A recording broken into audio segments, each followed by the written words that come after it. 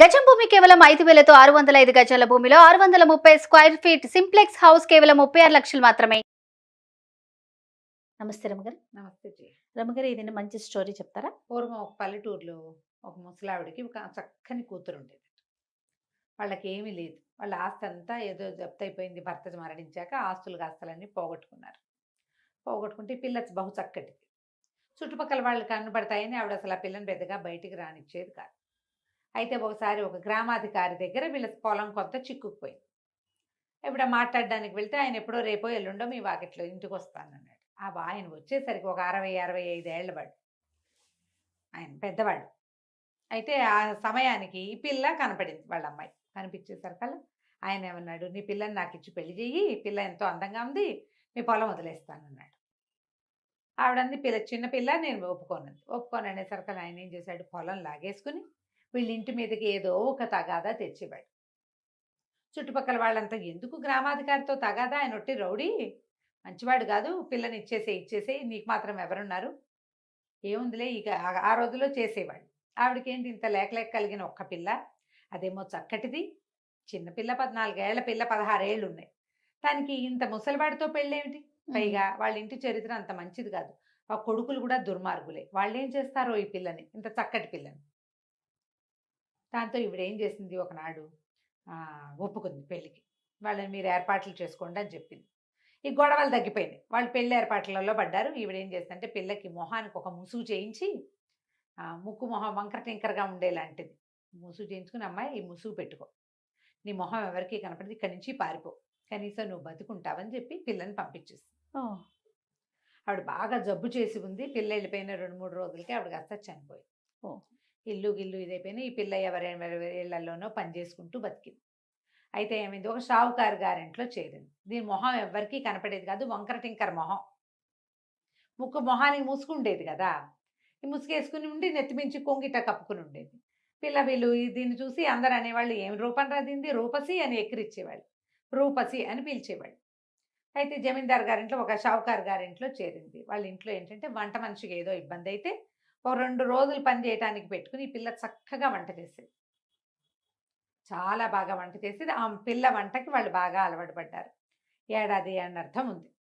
అయితే ఏమైంది, క్రమంగా పిల్ల చేసే పాయసాలు అవి అసలు వాళ్ళ చుట్టాలందరికీ మహా ఇష్టమట.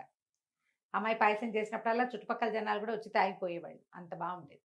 అయితే ఒకనాడు ఏమైంది, షావుకారు గారు భార్య ఏదో దేవాలయానికి వెళ్ళారు. వెళ్తే సరే పిల్ల తలుపేసుకుని స్నానం చేస్తోంది లోపల. వాళ్ళు ఏదో ఒక పూజా ద్రవ్యం ఒకటి ఇంట్లో మర్చిపోయామని షావుకారు గారు అబ్బాయిని వెనక్కి పంపించారు. ఈ అబ్బాయి తలుపు కొట్టేసరికల్లా ఈ అమ్మాయి ఏం చేసింది, మరి తలుపు తీయాలి కదా, గబుక్కను పరిగెత్తుకుంటూ వచ్చి తలుపు తీసేసి ఒక్క పరుగులో వెళ్ళిపోయి లోపల స్నానాలకు గది వైపుకి వెళ్ళిపోయింది. ఈ వెళ్ళిపోయేటప్పుడు అమ్మాయి ఏం చేసింది, స్నానం చేసేటప్పుడు ఆ ముసుగు ఏం తట్టుతారో ముసుగు తీసి పక్కన పెట్టింది. కొంగు అయితే కప్పుకుంది, కానీ ఈ అమ్మాయి మొహం కనపడింది వాడికి. 10 సెకండ్లు అందమైన మొహాన్ని చూశాడు. అది వచ్చింది రూపస్ అనుకోవాలి, ఇంకోళ్ళు ఎవరో వచ్చారనుకున్నాడు. అక్కడి నుంచి రూపసి అని కేకలు పెట్టాడు. బాబు స్నానం చేస్తున్నాను వస్తానని చెప్పింది. మరి ఇంటికి ఎవరు వచ్చారు, నీ స్నేహితురాలు ఎవరైనా వచ్చిందా అని కేకేశాడు. ఎవరు రాలేదు, నేనే ఉన్నాను. స్నానం చేసి వచ్చాక ముసుగేసుకుంది. నేను ఇప్పుడు ఒక అమ్మాయిని చూశాను, నీ అంత ఎత్తే ఉంది, ఆ పిల్ల మొహం ఎంతో బాగుంది. ఆ మాట చెప్పండి, ఇంకో అమ్మాయిని చూశాను, నీ అంత అమ్మాయి అంటే నన్నే చూసావు నువ్వు అంటుంది. నేను చూసింది నిన్ను కాదు, ఆ అమ్మాయి ఎవరో అని అంటాడు. సరే, అక్కడి నుంచి రోజు ఈ పిల్లని పరిశీలించడం మొదలుపెట్టాడు. దీని పాదాలు చేతులు అతి సుకుమారంగా ఉంటాయి, తెలుపు గోల్డ్ అవి చక్కగా వేళ్ళు ఉన్నగా. మొహం బాగోదు. సాధారణంగా మొహం బాగోపోతే వాటి మీదకి ఎవరికి దృష్టి వెళ్ళదు కదా. కానీ వీడు ఇదే సైజ్ అమ్మాయి, నా అమ్మాయికి ఇది అబద్ధం చెప్తోందని చూడగా వీడికి ఏమర్థమైంది, దాని ముక్కు మొహం ఎందుకో వంకర టింకరగా ఉన్నాయి, కానీ దాని జుట్టు బాగుంది, దాని పర్సనాలిటీ బాగుంది, చేతులు పాదాలు చక్కగా అందంగా శుభ్రంగా కనపడుతున్నాయి, మంచి గుడ్ ఫిగర్లో ఉంది పిల్ల. 17-18 ఏళ్ల పిల్ల. గమనించగా ఇతనికి ఏమర్థమైంది, ఈ అమ్మాయే ఆ అమ్మాయి ఖచ్చితంగా. ఈ మొహం, ఈ కనపడుతున్న మొహం మాత్రం కాదు. ఒక 6 నెలలు దాని వెనకాల తిరిగి అది ముసుగు లేకుండా ఇంకోలా ఉంటుందని కనిపెట్టి అక్కడి నుంచి ఈ పని పిల్లని పెళ్లి చేసుకుంటానని పెట్టాడు వాళ్ళ అమ్మ దగ్గర. వాళ్ళమ్మ, ఒరే బాగుండరు, నువ్వు అనాకారిగా ఉన్న పిల్లని చేసుకోవటం ఏంటో, అది ఎంత వంట బాగా చేస్తే మాత్రం, వంట బాగా చేస్తుంది, చాలా రుచిగా చేస్తుంది, చక్కగా అన్ని పనులు చేస్తుంది, బుద్ధిమంతురాలు, కానీ ఇంత వికారమైన పిల్లని చేసుకోవడం ఏంటంటే, అమ్మ అది వికారమైన పిల్ల కాదు అని చెప్పి ఏం చేశాడు, తల్లికి ఈ అమ్మాయి మొహం మీద ఉన్న ముసుగు లాగేసి చూపించేశాడు. ఓహ్! దాంతో తల్లి ఆశ్చర్యపోయింది. ఎంత చక్కటి పిల్ల, కాగడా వేసి వెతికినా మన వాళ్ళలో ఇట్టటి పిల్ల దొరకదు. ఇట్లా ఆలోచించుకుని బతిమలాడుకుని పిల్లనిచ్చి పెళ్లి చేసుకున్నారు. అయితే ఈ పెళ్లి చేసేసరికల్లా ఏమైంది, పెళ్లి చేయటానికి వీళ్ళకి ఒక మంత్రవాది అయిన పురోహితుడు ఒకడొచ్చాడు. హ్మ్. ఆయన కన్నుబడింది ఈ పిల్ల మీద. అయ్యో! ఎంత బాగుంది, ఈ పిల్లని ఎట్లాగైనా స్వాధీనపరచుకోవాలనుకున్నాడు. తీసుకెళ్ళిపోవటం కాదు, స్వాధీనం చేసుకోవాలంతే. చూస్తూ ఉండేవాడు వచ్చినప్పుడల్లా పరిశీలనగా. కొంతకాలం గడిచింది, పెళ్ళై 2, 3 సంవత్సరాలైంది, 20 ఏళ్ళు దాటినాయి ఆ పిల్లకి. పిల్లలు కలగలేదని పిల్లల కోసం గురువుగారిని అడిగారు, గురుస్వామిని. అమ్మాయికి సంతానం కలగలేదు, ఇంకా పెళ్ళై 3 సంవత్సరాలు అయిపోయింది అని అడిగేసరికల్లా ఈయన ఏమన్నాడు, మాది మనకి రొట్టె విరిగి నేతిలో పడిందని, సరే ఏదో పూజ చేస్తానన్నాడు. పూజ చేస్తానంటే ఈ పిల్లకి మొదటి నుంచి ఆయన చూపులు నచ్చేవి కాదు. హ్మ్. పైగా ఈయన మంత్రవాది. హ్మ్. మగవాడి చూపుని పసిగట్టేస్తారు, ఆడవాళ్ళకి తెలిసిపోతుంది వీడు దురుద్దేశంలో ఉన్నాడు అని. సరే ఏం చేసింది, పూజకు కూర్చోబెట్టారు. పూజకి ఎట్లా కూర్చోబెట్టాలి, ఏకాంతంగా కూర్చోబెట్టాలి. హ్మ్. పూజకు కూర్చోబెడితే ఆయన ఏం చేశాడు, ఆ పూజ ఓం బోం అన్ని డామ్ డేమ్ డిస్కస్ చేసి, అత్తగారు కూడా ఉన్నారు, ఏకాంతమేం కాదు, ఉన్నారు అందరూ కూడా. కొన్ని వక్కలు చేతులు పెట్టి ఇవి నువ్వే తినాలని చెప్పాడు. ఈ పిల్ల ఏం చేసింది, కామ్గా ఈ ప్రసాదం చేయటానికి ఆ పాత్రలు ఈ పాత్రలు అన్నీ పెడితే ఆ పాత్రల్లో జార విడిచేసింది. హుహు. వేరే వక్కలేదో తనకి ఇంట్లో ఉన్నవి రొంటిని దోపుకున్నది ఒకటి నోట్లో వేసుకుని నవిలినట్టు చూపించింది. చూపించేసరికి ఇది మధ్యాహ్నం అయిపోయింది పూజ. ఆ, సరే సాయంకాలానికి గురుస్వామి గారు వెళ్ళిపోయాడు. హ్మ్. ఒక గదిలో ఆయనకి ఒక పెద్ద గది ఇచ్చారు, ఆయన ఆ గదిలో ఉంటే రాత్రి తలుపు కొట్టినట్టు వినిపిస్తే రూపసే వచ్చేసింది అనుకున్నాడు. ఆ వక్కలేమిటి మంత్రించి ఇచ్చాడు, వాళ్ళు రాత్రికి తన దగ్గరికి వచ్చేయాలి ఆ ఓహో! మంత్రంతో. తలుపు కొట్టేసరికి అలా వంటిట్లో ఉన్న పాత్రలన్నీ ఎగురొచ్చి ఈయన కావలిచ్చుకున్నాయి. ఆహ్!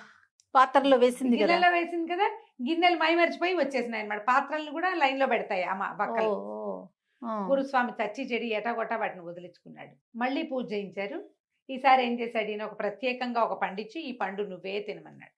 ఆ అమ్మాయి ఏం చేసింది, ఆ మంత్రించి ఇచ్చిన పండుని జాగ్రత్తగా పెట్టుకుని ఇంకో పండు తీసు తిన్నానంది.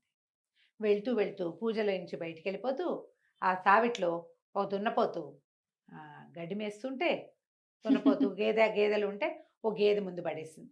ఆ గేదె అరటిపండు తినేసింది. ఓకే. అరటిపళ్ళు తింటాయి కదా కొట్లు, దున్నపోతులు, ఆ గేదెలు అన్నీ తింటాయి. గేదె తినేసింది. రాత్రికి మళ్ళీ గురుస్వామి గారి తలుపు తట్టింది. ఆ గేదె ఆయన వెనకాల పడి మరి మంత్రించబడింది, వాడి ఆ! దగ్గరికి వెళ్ళాలని ఇక తెగ కుమ్మింది ఆయన్ని. సావు తప్పి కన్ను లొట్టపోయింది. హ్మ్. ఈ తేప ఏం చేశాడు, తమలపాకులు ఇచ్చాడు మూడోసారి పూజకి. ఆ అమ్మాయి ఏం చేసిందంటే ఆ తమలపాకుని ఈ చిన్న కొంగులో నుంచి చిన్న దారం తీసి పక్కన ఒక దుడ్డుకర్ర ఉంటే ఆ దుడ్డుకర్ర కేసి కట్టేసింది. రాత్రి దుడ్డుకర్ర గురుస్వామికి భరతం పట్టింది, అది చిత ఆ! కొట్టేసింది. ఆ! ఏం చేయాలో తెలియలే, ఇట్లా మంత్రాలతోటి లాభం లేదు, మంత్రాలకు చింతకాయలు రాలవు, ఈ పిల్లని ఇంకోటి చేయాలని ఏం చేశాడు, వీళ్ళ ఇంట్లోనే ఒక అవుట్ హౌస్ లాంటి దాంట్లో ఉంటున్నాడు కదా, వీళ్ళని ఎక్కడికో దేవాలయానికో ఎక్కడికో అందరిని వెళ్ళి రండి అని పంపించి ఆ అమ్మాయి గదిలో ఓ పక్కగా తనవే చెప్పులు, ఓ కండువ, తర్వాత ఒక పాందాను, తమలపాకులు వేసుకునే బాక్స్ మగవాళ్ళు వాడేది హ్మ్. పెట్టేశాడు.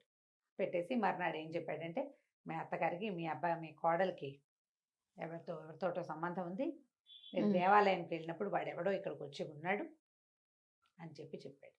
ఇంట్లో నిరూపించి చూశారు. చూసేసరికల్లా ఎవరివో జత చెప్పులు అన్నీ కనిపించినాయి. కనిపించేసరికల్లా వాళ్ళు చాలా అసహించుకున్నారు. ఇంత ప్రేమించాను ఈ అమ్మాయి ఇంత పని చేసింది అని భర్త, అయ్యో కులం గోత్రం చూసుకోకుండా పెళ్లి చేసుకుంటే పిల్ల పరువు తీసిందే, షావుకారు గారింటికి ఎవడో పరాయి మగవాడు కోడల కోసం వస్తున్నాడంటే ఎంత పరువు తక్కువ. హ్మ్. తెగ దుఃఖిచ్చారు. హ్మ్. దుఃఖిచ్చేసరికల్లా అమ్మాయిని బయటికి పంపేస్తామన్నారు. అంటే ఇతను ఏమన్నాడు, చిచ్చి అలా వద్దు వద్దు, ఆ అమ్మాయి ఇంతకాలం ఉండి మిమ్మల్ని ఇంత లైన్లో పెట్టేసింది అంటే ఇది మామూలు మనిషి కాదు, ఏదో మంత్రగత్తె అయి ఉంటుంది, ఏదో మంత్రాల పిల్ల, పెట్టెలో పడుకోబెట్టేసేద్దాం, ఆ పెట్టె తీసుకెళ్ళి నేను సముద్రంలో పారేయిస్తా, మళ్ళీ మన జోలికి రాకుండా ఉంటుంది, లేకపోతే మీ ఆస్తులన్నీ పోతాయని బెదిరించాడు. అక్కడి నుంచి ఏమైంది, సరే రాత్రికి ఏదో పాలు కల్పించి పాలల్లో కొంచెం నిద్రమందు కల్పించేశారు.